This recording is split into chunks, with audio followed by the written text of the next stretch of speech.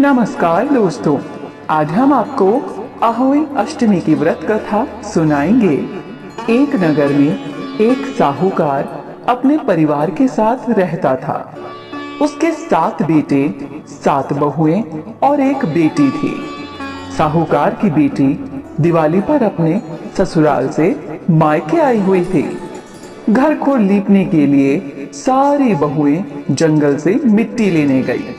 साहूकार की बेटी भी अपनी भाभीओं के साथ चल पड़ी। साहूकार की बेटी जहां मिट्टी खोद रही थी, उस स्थान पर स्याहू अपने बच्चों के साथ रहती थी।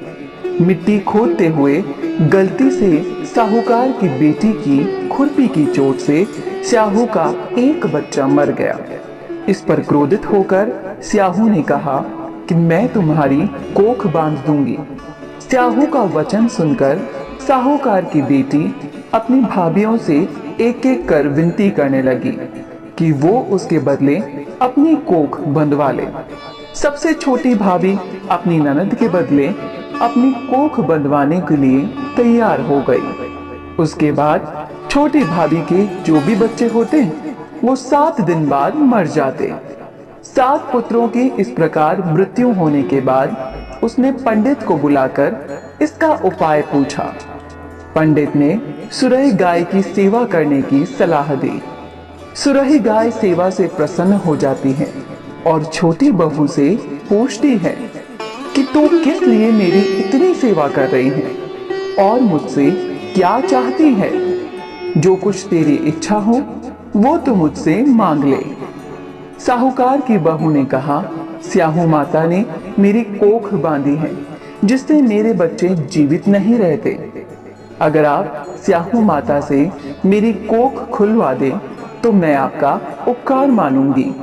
गाय माता ने उसकी बात मान ली और उसे लेकर स्याहू माता के पास चल पड़ी। रास्ते में थक जाने पर दोनों आराम करने बैठ गए। अचानक साहूकार की छोटी बहू की नजर एक और पड़ी।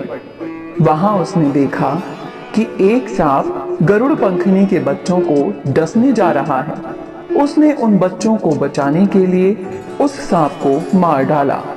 थोड़ी देर बाद गरुड़ पंखनी वहां आ जाती है और खून बिखरा हुआ देखकर उसे लगता है कि छोटी बहू ने उसके बच्चों को मार दिया है। इस पर वो छोटी बहू को चोंच मारना शुरू कर देती है। छोटी बहू कहती है, मैंने तुम्हारे बच्चों की जान बचाई है। गरुड़ पंखनी ये सुनकर बहुत खुश होती है और वो छोटी बहू से कहती है कि वो किस प्रकार उसकी मदद कर सकती है। छोटी बहू कहती है कि वो उसे स्याहू माता तक पहुंचा दे। गरुड़ पंख ने सुरही गाय और छोटी बहू को अपनी पीठ पर बिठाकर 7 समुंदर पार स्याहू माता के पास पहुंचा दिया। स्याहू माता सुरही गाय को देखकर बोलती है कि बहन, तुम तो बहुत दिनों में आई हो। और फिर उनसे कहती है कि मेरे सिर में बहुत जुएं पड़ गई हैं। तब साहूकार की बहू उनकी जुएं निकाल देती हैं, जिससे स्याहू माता खुश हो जाती हैं और उसे आशीर्वाद देती है कि तेरे 7 बेटे और 7 बहुएं हो। छोटी बहू बोलती है, मेरे तो एक भी बेटा नहीं है, 7 कैसे होंगे। स्याहू माता पूछती है, क्या बात है।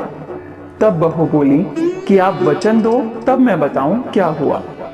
माता वचन देती हैं। तब बहू बताती है कि आप ही ने मेरी कोख बांध रखी है जिससे मेरे बच्चे नहीं जीते।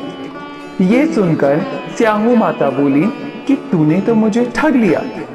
मैं पहले तेरी कोख नहीं खोलने वाली थी, लेकिन अब तो मुझे खोलनी ही पड़ेगी। जा, तेरे 7 बेटे और 7 बहुएं हों। तो घर जाकर अष्टमी की पूजा करना और उसका उद्यापन करना। बहू लौटकर घर आई तो उसके 7 बेटे और 7 बहू थी। वो सभी को देखकर बहुत खुश हुई। अब अष्टमी के दिन उसने 7 अहोई बनाकर पूजा और उसका उद्यापन भी किया।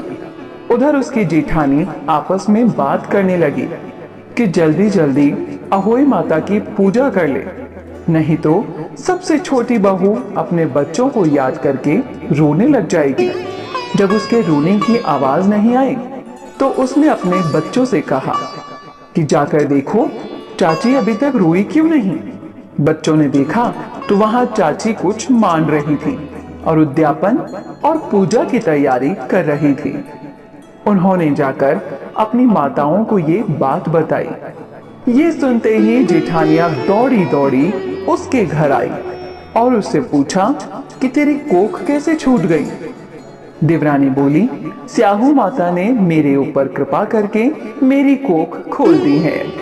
हे स्याहू माता, जैसे आपने उस पर कृपा करी ऐसे ही आपकी पूजा पाठ करने वाले, इस कहानी को कहने और सुनने वाले सभी पर अपनी कृपा करना, सबकी मनोकामनाएं पूरी करना। बोलो स्याहू माता की जय।